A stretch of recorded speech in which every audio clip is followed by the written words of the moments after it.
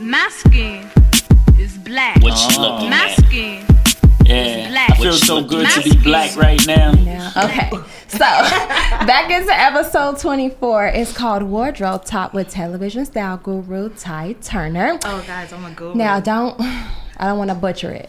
It's, how do you pronounce your last name? So Tysha. the last name is pronounced Ampadu. Okay, Tysha Ampadu, aka Ty Turner, is a celebrity wardrobe stylist and costume designer to the stars. Yes. With her background mainly in television, Ty's TV work credits include the BET Awards, Spring Bling, 106 & Park, and Rap City. Viacom shows such as Nick Cannon's Wild 'N Out, Uncommon Sense, Girl Code, Love and Hip Hop, The Reunion Series, etc. Plus, she's the reason Charlamagne Tha God stays fresh for all his major appearances and book covers. With a passion for clothing and dress as art, she understands that people see the clothes before they even hear you speak. Oh my God. Welcome to the show, Ty. And the crowd roars. Yes. Thank you so much for having me. This is like amazing. Of It's course. nice and cool. This is Black Girl And yeah. Magic. at I'm its telling you, finest. you can tell, right? You see all this melanin magic over here? Girl, It's called sweat.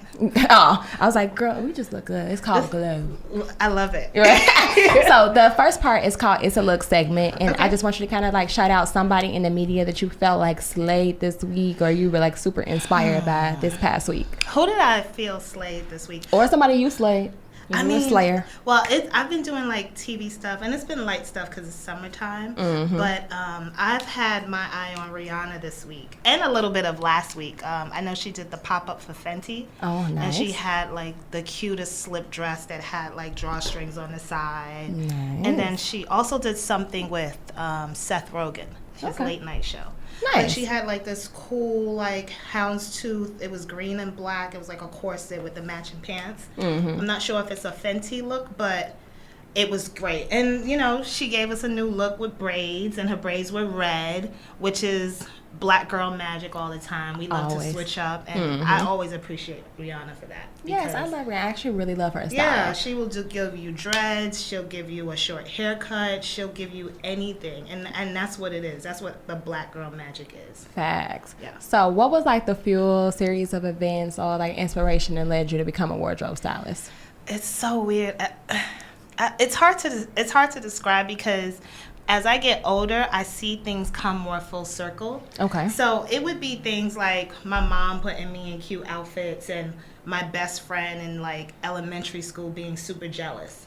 And I'm not understanding why. I'm like, my dress is nice. Your dress is nice too. But looking back at the pictures, my dress was like something over the top. You know what I Okay. mean? So I've always been kind of into fashion, and kind of, I found it important. I just didn't really necessarily think I would become a wardrobe stylist. at that Okay. point. But you was always like into it. It just came like natural. Yeah, it kind of came natural. My mom was heavily into it. Both of my parents are from Ghana, West Africa, so they wore a lot of like kente cloths and stuff. But then my dad and my mom would also do a lot of European clothing. Nice. You know what Okay. I mean? So they would wear designers from London, and my dad would be wearing like velour sweatsuits. You know what I mean? Because he was like, Oh, he was swagged out. oh His yeah, he velour was like sweatsuit. one of those African men that felt like he was like an American. Okay. So he would wear a Lecoq Sportif sweatsuit and still turn around and throw on like a kente cloth when it was time for him to go to like a funeral or something traditional. So I was Gotcha. able to see like the best of both worlds. But I noticed at one point I had an issue when I was like in 5th grade, and there'd be like a birthday party to go to or something, and like out of nowhere I'd be like, okay, well, I need to find this particular jean and like a wife beater or something. Gotcha. But I would go crazy trying to find the shade of jean. If it wasn't like the right one, the right shade. I'd like the go right from wash. like, yeah, Okay. I'd go to like VIM and go get try to find the right wash from like Flatbush to Kings Plaza to downtown to Soho, just to find one pair of jeans or Oh, one wow. particular wash for the party. Gotcha. It's just a little weird. You know right, what but I that mean? means you're just super particular. Yeah, super Gotcha. particular, but just that passion of trying to create that particular look and going that far to get the look complete is something you wouldn't even think you would do in the 5th grade. Sure. But that's what I'm doing now Yeah. at 30-something. You That's know what I what's mean? up. I'm Okay. running around trying to find a particular look. I get it. So it comes full circle. Definitely does. Definitely Yeah. does. Yeah, yeah. Who was the first person you styled? And like, how did it make you feel? I'm trying to think the first person I styled. It might have been Jaleesa Bermudez. Because I started at BET. I started at the BET network. And there was a great guy named Llewellyn Jenkins. He's the one that actually put me on into just this whole TV game and wardrobing. And I was actually dressing Little Flip at the time. Actually, maybe the first person I styled is Little Flip and Leah. Actually, let's go back. Okay. So there was an artist named Little Flip from Houston. I remember him. Yeah, super cute. Had a song called Sunshine.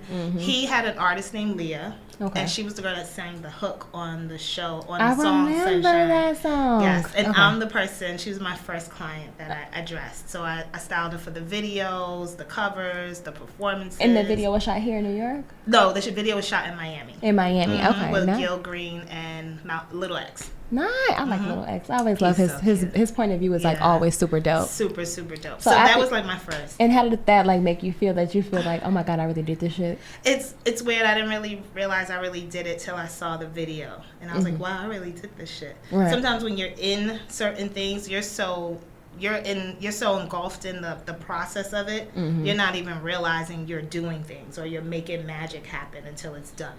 Wow. You know? That's the type of feeling I want. Do you recommend school when it comes to like styling and stuff like that? I know they have a lot more out now, like I think Misa Hilton has a style school, then there's another style school. Do you recommend just like going out there and just like making the connections? I mean, you know, when it comes to things like school and education, there's always a cost that comes to it. Facts. So if you can afford the cost, of course you should definitely go to school or educate yourself in what you're doing, and that's the purpose of school. Like the school part is the core foundation, where you'll know how to talk the business talk, and you'll know how to maneuver yourself in certain situations when certain opportunities come about. So that's why the school is necessary, but the experience is way stronger. Okay, you know? I think so too. I was thinking that, and I'm like, I know they got these schools out there, but you know, you got to pay for all of that, and sometimes it's better just to have the connections. Yeah, but that's the thing. That's the thing about the school. Like, you know, your network is what it is. Right. That's the purpose of school. So like Misa Hilton's school is amazing because she's creating this network of other people that are up and coming stylists, and they're meeting designers, and they're understanding the actual core of the business. So they're paying for the connections. Yeah. Sometimes it's not enough to just be creative. We're all creative. We all have gifts, but certain people, you know, with school comes the execution of it all. Gotcha. You know? You said you started off on 106 in Park. So have you ever worked with Sam Desalu? I don't think so. The name doesn't. The name sounds familiar. I think he's West African too. He's Nigerian. Really? Yeah, and I think he worked for BET and worked for 106 in Park for a while. He might have been there after I came. I came like at the end of the Free and AJ era. Oh yeah, okay. Yeah, he was definitely after that. Yeah, and then I stayed on with Jaleesa and a couple of other people. Gotcha. No, that's somebody vacuuming in the hallway. He was getting here. That just pissed me Live from off. Brooklyn. live from Brooklyn, y'all. Lord, live from Brooklyn. The nerve of these people. The audacity. To be vacuuming and cleaning while I'm doing my podcast. They probably won't be able to hear it though. What was your biggest struggle when you first started out? Like, did you find it difficult to break into television? No.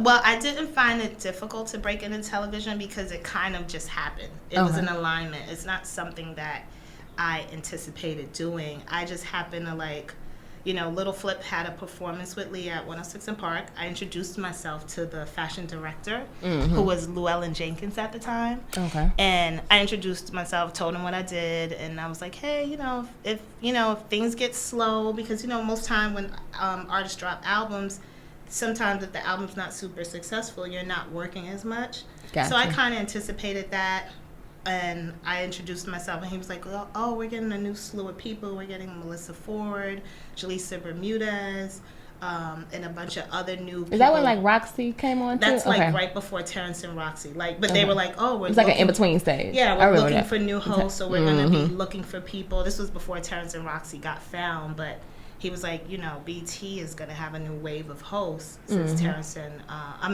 AJ and Free are out the door. So he was like, I would love for you to come on board. Nice. Yeah. I'll have to ask you, what are the trends for this summer? And like no, I don't care about fall yet. Because summer just started. Like, summertime Brooklyn is just here. Like, what are the summer trends? Is there any certain colors or like silhouettes? Besides the neon being a craze, that's like the thing. I think that's the the standard one right now that everybody's on. But I've been Do you like it? I love it. I've been kind of chasing the neon trend since last year. Or maybe 2 years ago. All right. I would say 2 years ago because there was an artist named, a designer named Heron Preston. He had a collaboration with this, with the New York Department of Sanitation. Okay. And he ended up doing a lot of, fusing a lot of designs with his design and the New York Sanitation people. And you know how the clothes they wear are like highlighter vests, so it's like bright orange, bright green. That was like years ago. And I was just like, oh my God, this is amazing. And then I slowly started seeing like the street style influencers rocking it and stuff. Gotcha.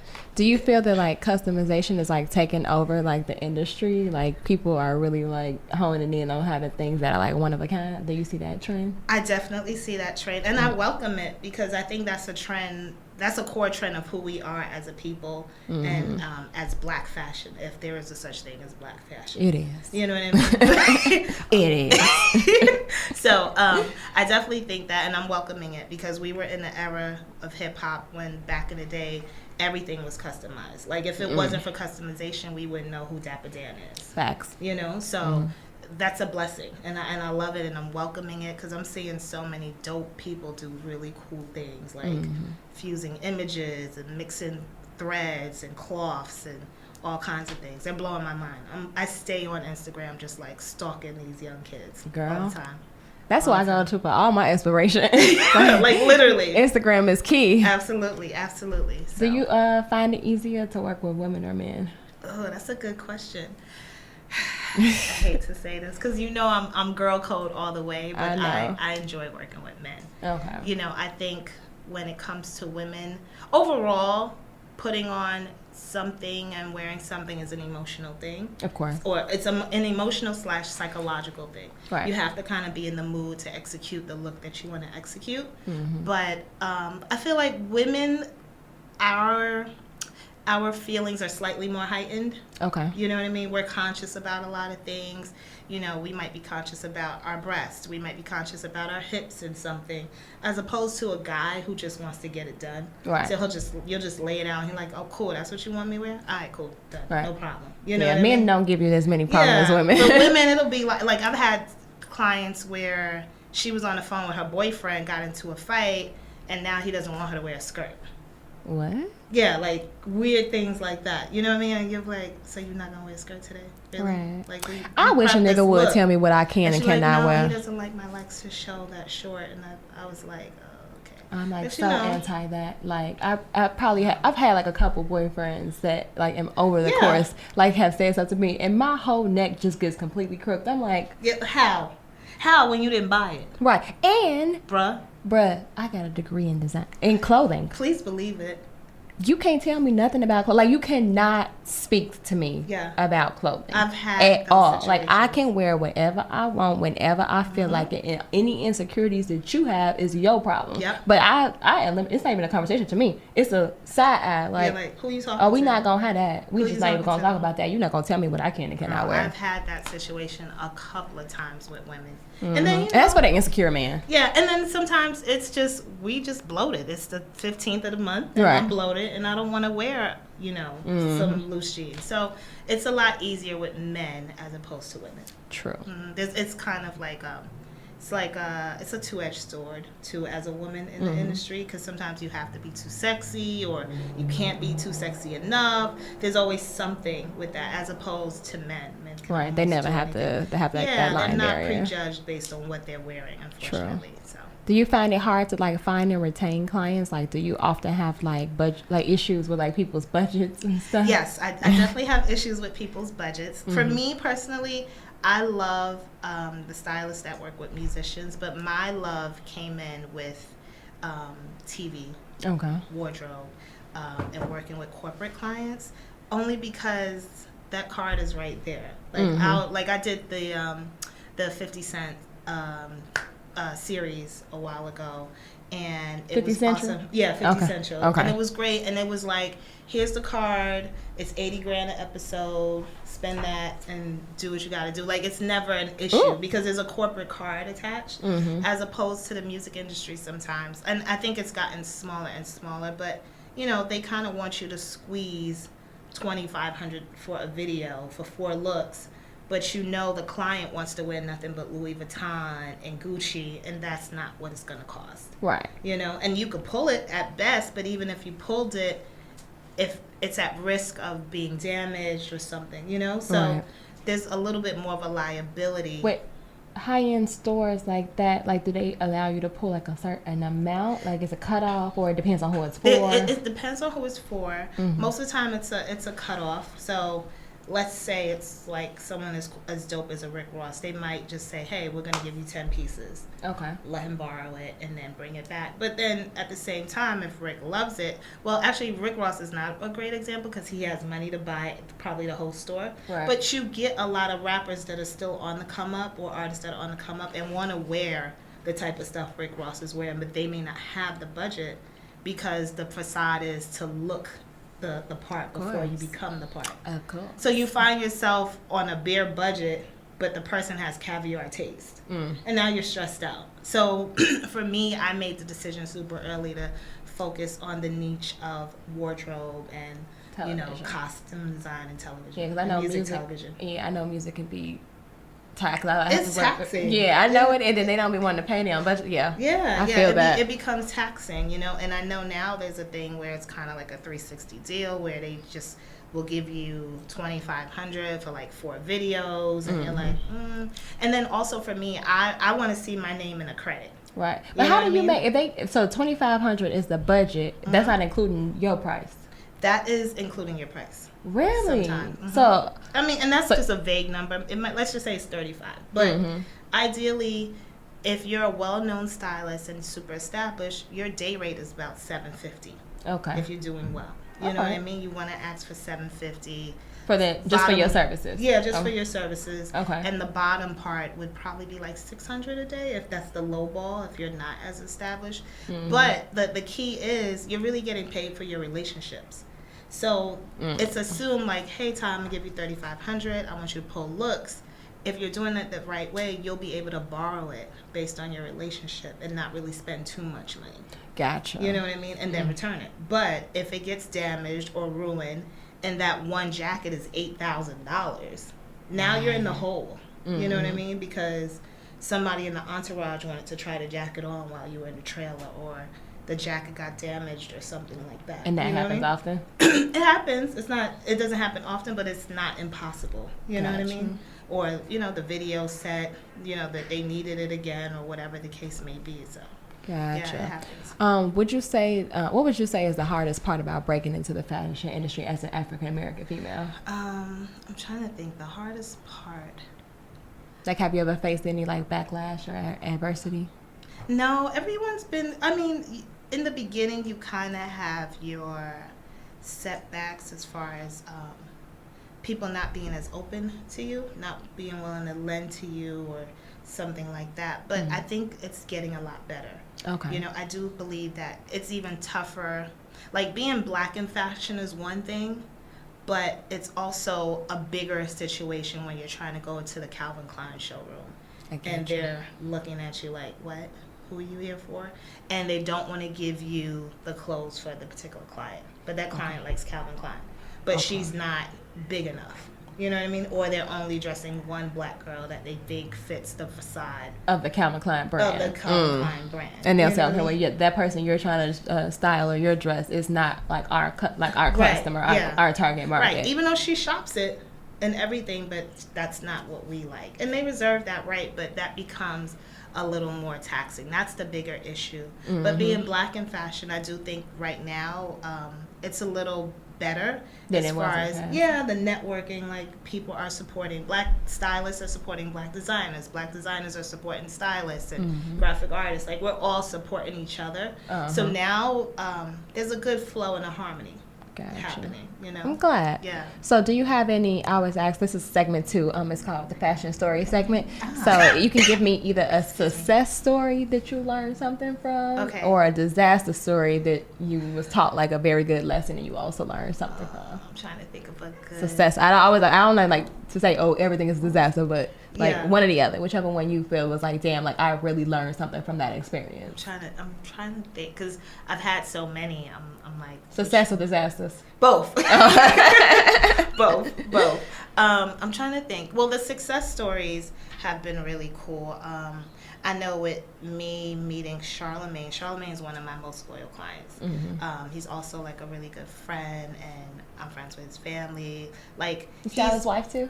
From time to time. Okay, From time nice. to time. She'll, like, now she kind of knows she has her own groove, but she'll still call me and be like, yo, should I do this dress or do that dress? I'm like, do that one. Okay. But if we're using Charlamagne's money, buy both. Okay. Facts. You know what I mean? Stuff like that. But he's been like one of my biggest success stories outside of the career of just doing things at TV and MTV and stuff. He's been my most successful because he's been really loyal. And we started like maybe 10 or 8 years ago. Wow. At Hip Hop POV, which was a late night talk show, hip hop talk show on MTV. Okay. And it was featuring Amanda Seales, Charlamagne Tha God, Debbie Brown. I love Debbie Brown. Debbie Brown. Hi, Deb. Yeah. And, I got her book on my coffee table really? right now. Crystal She's Bliss. dope. Yeah. She's super dope. She's always been super spiritual. And then Boo Thaman, I believe I'm hoping I'm saying his name right. That's Akon's brother. Okay. So it was great because it was all these different characters or these different positions within the music industry, and Samaya. So it was a writer, Debbie was the radio person, Char was the radio person, Amanda was like the comedic personality. Yeah, more she's or funny. less. Yeah, and then Boo was the A&R executive. Gotcha. So it was like 4 or 5 of them, and I had to dress them. And that morphed into a bunch of other things with Charlamagne and I. And, you know, being able to see like his success with the books and the book covers, I'm like, wow, this is not bad. I'm out here doing my damn Yeah, thing. this ain't bad. Yeah. So that was cool. I'm trying to think of a major disaster. I've learned, there's been so many, I've learned that a lot, I've never had like major disasters where I'm like, oh my God. It'll be something like a shoe is missing and I have to like fast think. But I'm from the hood. I'm a hood chick. You from I know Turner how to- Place. Yeah, like, I'm from I Turner know, Place. you know what I'm saying? I know how to Uh-huh. kind of turn like, you know, apples into oranges. It's just something black people do. So if another shoe is missing, then I've got another one on the sideline. But I'm trying to think of a major disaster story, and I wish I could say I had one, but I don't. I can't think of Good, but that's a good thing. Yeah. Can you still hear me? Yeah. I can Okay, hear you. all right. So that means mine just acting a little Yeah. funny. I'm sure I have one, but it's Girl, not it's something I better than remember. success is better than disaster for sure. So, do you find it difficult to partner with other stylists? Like, is it difficult to tell like a story when there's like 2 different visions? It's not difficult to tell a story with 2 different visions, especially if you respect the stylist. Okay. So for me, whoever I tend to do collaborations with, I already respect them to a high level that there's never a disconnect on how we see things. It's more like oh, well, what do you think about this? And what do you think about that? Like, we both have a common respect for each other. So when it's time to come to the table, it really is a flow and a harmony. So it really is about respect. I've never had like a big issue with another stylist on a show or a set where I was like, oh, this is ridiculous. Like Nick Cannon and I, when I was doing Wildin' Out at the time, his stylist name is Katra. She's been with him for years. Like, it's always been Styling him? styling He be him. looking crazy as fuck sometimes. You know what? She does a really good job. She's great. Nick has a very, I don't know if it's like an exotic taste. That little Like turban he's stage. very flamboyant. Okay, I'm like, cause that turban stage, I'm like, what is this? What I is he love doing? the turban stage. It was, though. I don't know, maybe he was, I mean, because You it know could have what been it their is? jokes too, though, because they used to be getting his It's the ass jokes. on the It's show, the and I was like, jokes. oh my God, like, they used to have me dying. Yes. Like, they so funny, and I was just like, It's they the be jokes. coming after him. They would come, but they don't get him. But you know, I've been around him behind the scenes to know that was a process of his self-awareness and self-acknowledgement, because he was learning more and more about himself and just who he is as a black man and things like that. And you kind of go into You saw it through your clothes. and you saw it through his clothing. You know what I Gotcha. mean? And he still sticks to it from time to time, but he definitely has like a super flamboyant personality when it comes to his wardrobe. So he's rocking diamond Louis Vuittons. You know what I mean? But he works super hard. But I say that to say that his stylist and I, when we would have sit downs and talk about the Wild 'N Out Girls or Nick or the rest of the cast, it was always a harmonious flow. And That's it was nice. always just me calling her like, hey, do you have a silk screener for this? And she'd be like, yeah, call this guy. She'd be like, hey, do you have blah, blah, blah for this person? Yep, let me text it to you now. So I got a silk screen machine in my house too. Ooh, I have one off. I only can do one at a time though. Anytime I got Really? that big one, I only can do one silk. So you know how to... Yeah, I took printmaking. Yeah. Damn. And I bought all the equipment too so that I could do it at home. So. I may have to take classes from you. Yeah, girl, Okay. you know I teach. So, a lot of like your background is like I feel like, well, maybe not, because I wrote this question, but then I thought about it, I'm like, no, it's not. But I said a lot of your background seems like it's like more like African American, like urban culture. Like a lot of the shows are like more urban based, and I was just wondering, do you plan on like stepping into new markets, or do you prefer to like stay with the culture? It's interesting. I don't have there isn't a breakdown to like who I'll be working with. I don't have it on my Instagram, but I have done a lot of corporate clients that are of that are Caucasian descent. Of Caucasian descent. You know, I worked with brands like ESPN. I do a lot of stuff with the Disney Channel. Oh, nice. Yeah, like we're getting ready to do the Descendants 3. They're getting ready to drop the Descendants 3, and they're gonna have like a big GMA performance. But I did their second one, and I did their first one. So there's a couple of clients that I've had. I've done stuff with MSNBC and stuff. I just don't put it up. She for the culture. You ain't got to talk. I'm for the culture, but I'm also lazy. Right. So, like, I'll take on all these commercials and things like that, and I don't ever post it on the gram because I get annoyed with trying to figure out the captions and stuff. Okay. Like, I just Like, did I a got time. Sprite commercial. Yeah, I just did a Sprite commercial with the, what are those guys? It's 4 guys. They're comedians. What is the... It's 3 white guys. I mean 4 white guys. It's like 4 white guys, and they from always Staten doing Island. pranks and shit Yes, like that. yes. I don't know their names. Impractical Jokers. Okay, yeah. Yes. Oh my god, I know exactly who they. Yeah, so they're Sprite is one of my clients, and Impractical Jokers, we do commercials with them all the time. Nice. So I do have like a pretty broad Resume. catalog, but Yes, it looks like I yes. did mostly urban Girl. that's the one. Because I that's the one she want to promote. Yeah, that's the one feel I can you. shimmy with. Right, a I little feel more you. here and there. Well, for your corporate clients, like will it be like individual clients? Yeah, Okay. every individual, but there's also production companies that I work with too, and they Gotcha. get those clients. So my question is like, do you have to deal with like women that's transitioning like from buying their own clothes into like working with a stylist? Like, is that sometimes a difficult transformation where like they just I guess are a little bit more resistant because they're just so used to shopping in a certain On way? their own. I don't. It depends. Some girls or some women are like that, but most of the ones that I've come across, like for me, like the clients that I've had, they've been like A&R executives. They've been like production managers. They've been like top TV executives where they don't have the time. Gotcha. You know what I mean? So it's funny. I've been able to be a part of that cluster of women where they're just busy they're running the show. Like there's one of the ladies at Viacom. She's one of our like big executives. Her name is Nina, and she's super busy. And she'll be like, "Hey Ty, I'm going to the Christmas party. I need a look for this." Or I'm going to Dear Mama because she kind of runs MTV and VH1. Okay. And she's like the head chick in charge. She runs it all. And she'll call me and I'll be like, all right, I'll grab you something. You know what I mean? So for me, the women that I've had, when they've sought out after me, it was because they really needed it. So it wasn't really a struggle. Gotcha. Good. I can't wait to get my stuff together. I'm like, Ty, come check it. Tell me, look at this rack. And it's crazy because, now that we're living in this visual world and everything is a picture and a facade, it's even more important for people to have a look. Yes. More or less. You know Absolutely. what I mean? So it's everyone from Beyonce to an executive. Girl, that's my hashtag That- sometimes. yeah. Like, it's a look. It's a look, you know what I mean? So, and the look carries. Pictures Definitely. last forever. So. Definitely. It's important. So, I feel like we already did this. I said, let's talk about some of the shows you've been on, which we have. But, Oh, yeah. what is your favorite? My favorite show? Yeah, what's your favorite show, hands down, like to wardrobe through costume for? Just one. You only can pick one. Damn, I've had a lot. I know, but you only can pick one that is your favorite. Like the people, just the entire experience. Like just that one that was like, damn, I really enjoyed that. It's probably going to be. It might have to. Can I do two? Yeah, it's fine. Okay. One of them has to be one, and the second one's got to be the second one. Okay, Wildin' Out. Okay.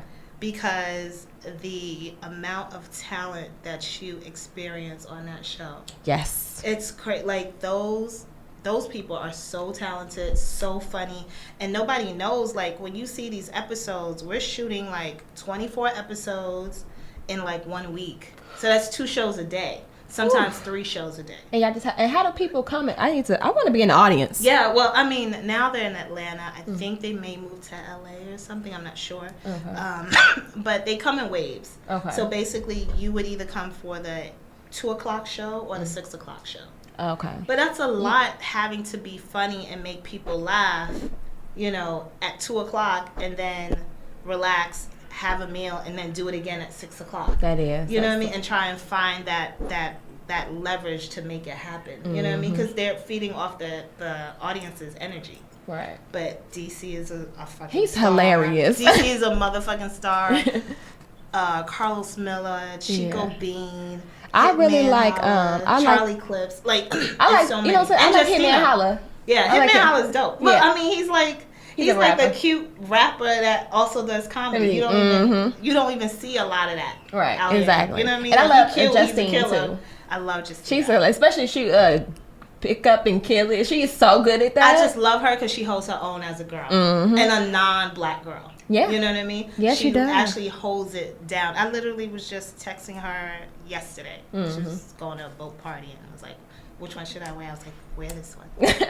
Yes. But so, you be sending them voices when they do that? No, I just do it just to do it because I like clothes. Of course. But that's like my number one, because to see the amount of talent and then to see the people morph into the stars that they've become, it's amazing. Yeah, to see that whole role. Yeah, and that's why I like making clothes. Like I see the visions and then just see them to go from like this idea in their head. Witnessing progression. I love it. it. It's like amazing. So to see that was cool. I think my other one, it didn't last long. It was the reboot of TRL, which came on with MTV. And DC was the DC host, was the right? host. Okay. And I just loved dressing him. There was another girl named Tamra Diaz who was really, really good. Tamra Dia, I believe.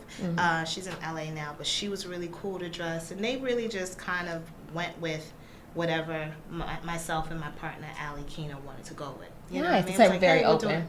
Super open. DC would he would barely come in some days. He'd be like, I'm about to go take a nap. just tell me what I'm gonna wear. Yeah, he really trusted us. So that's what's up. It was really, really, really good.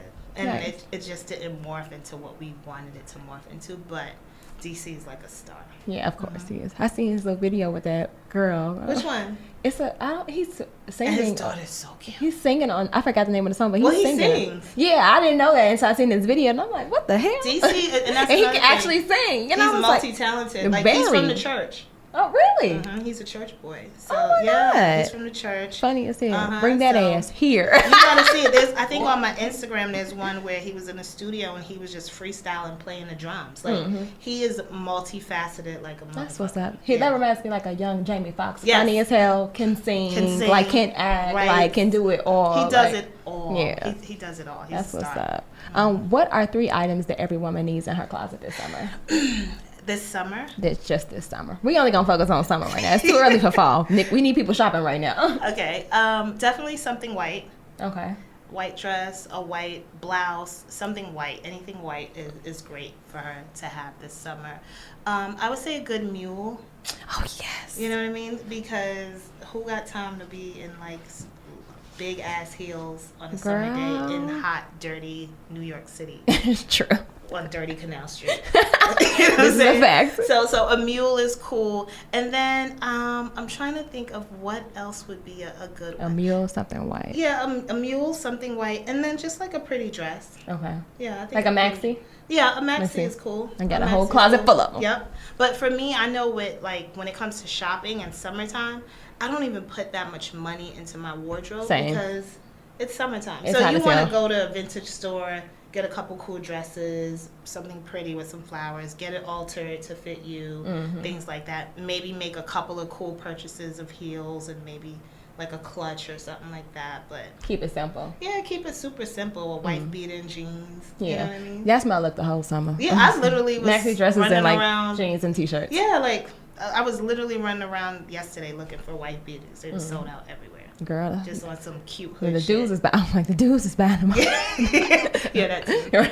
Okay, so I just feel like you have so many achievements and so many accomplishments and It's stuff so like that. rare. So, like, what's next for you? Like, what's the next vision? Like, where do you see yourself in the next 5 years? In the next 5 years, I definitely see myself. I'll be doing wardrobe, but maybe not as much. It won't be me all the time with a wardrobe rack or whatever. I have a team of people. I have a company called the Style Hat Club. Okay. So the Style Hat Style Hat Club. Yeah, it's cute. It's a Yeah, bunch of I like cool that. stylists that are a part of it's like an agency essentially. Okay. And we offer all things wardrobe, which is like dressing people. So if you call me, like right now, Gia Peppers just booked us to dress her for the BET Awards. So she's in LA, I'm here, but I just booked somebody out there to make sure she's okay to get her dressed out there. Gotcha. You know what I mean? And it's just people that need wardrobe all the time, whether you're on camera or behind the scenes. Like, everybody wants to look good. So that's what the Style Hat Club is. And we also cater to like production companies. So if you're doing like short films or commercials, you know, to hit me up and I'll just come with the whole team. That's what's and we'll up. steam and stuff. Yeah. So we got that. That's Black Girl Magic. And then I have We Are the Thread podcast, which is what I'm working on. It basically is something similar to this, where I'm going to sit down and have conversations with people that are the thread of fashion, style, and just entertainment. Nice. Yeah, so I it's like literally, that. yeah, it's great because for me, the concept is going to be me talking to everyone from a designer to the marketing guru of Champion. Oh, nice. And how Champion became a big deal out since years of like not doing great. Gotcha. Or just the person that connected Beyonce with Adidas. Mm-hmm. You know what I mean? These Yeah. people have stories to tell, and they're very much the thread of style and culture. And I'm going to talk to a credit card scammer. You know what I mean? Like, this is all real talk. Like, I need to know. You know what I mean? We're going to talk to credit card scammers.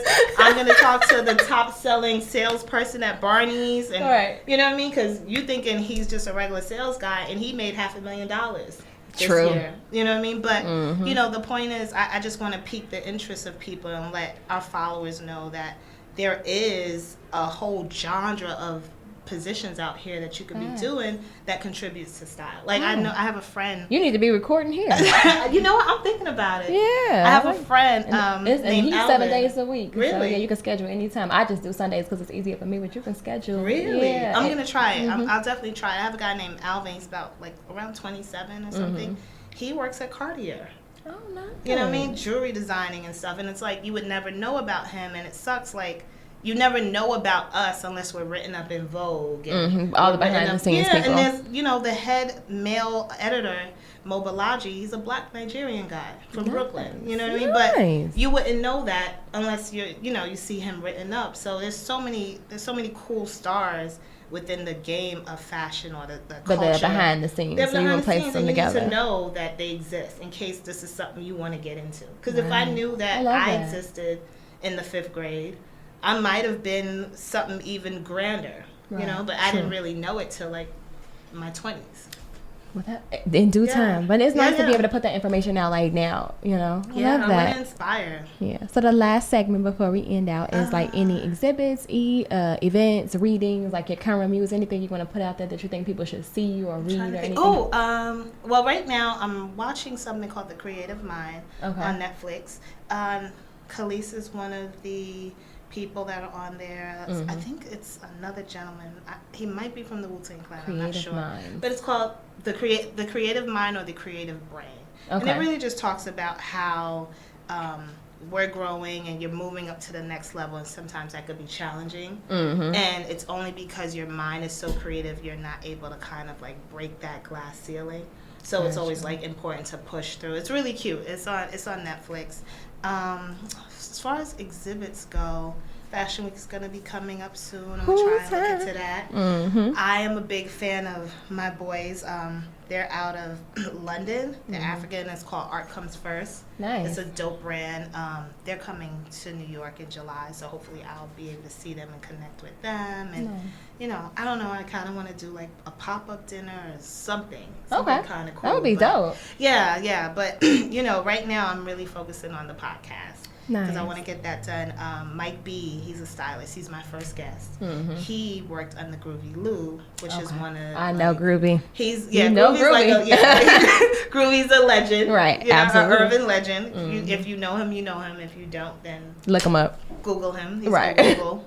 But I have a good conversation with Mike B, and we talk about everything from how he started with Groovy and Puffy, and how Puffy even got his name as Puff Daddy, to the day that Biggie passed away, and Wow. the shoes, they didn't have shoes that fit his foot, and it's in the movie. Like when Yeah, I remember that part. Yeah, and he talks about how the shoes didn't fit the foot, and how they ran to Barney's to get another pair, and Big was like, "Nah, I don't like these," and he was like, "Yo, I could give it, Mike, you could have them," and Mike's like, "That's the last thing I had from him," and then he would pass. So it's just like a lot of cool stories. That's really nice. I love that. So I he's can't the wait to first hear guest. this. It's gonna be really good, and Okay. it's a 3-parter. So it's like a digital week of just drops and quotes and stuff that we put on the gram just to get the buzz going, and a small like a small video teaser, and Gotcha. then the second week we drop the actual podcast, and then the third week there's like a Q&A.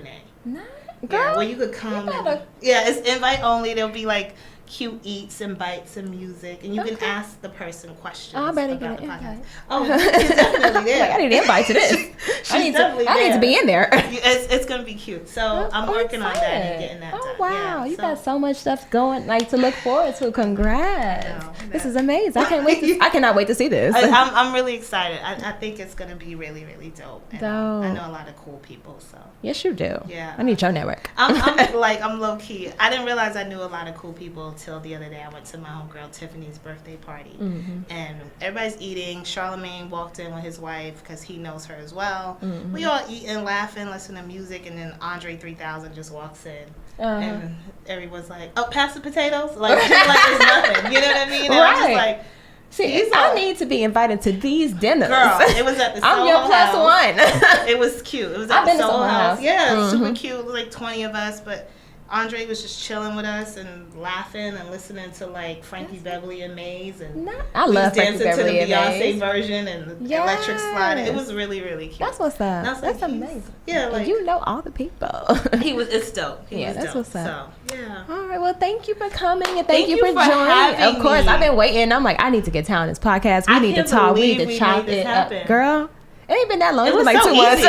It went by so fast. Yeah, it's only an hour. Yeah, we right at the mark. It's 3:00. We right on Already? point. Yeah, Look like at that. Yep. Wow. So thanks, guys, for tuning in. I'm gonna make sure I put all Ty's contact information in the show notes. That way, guys can follow her and keep up with her, and take some of her suggestions. And as I always say, stay black. Peace out. Bye, y'all.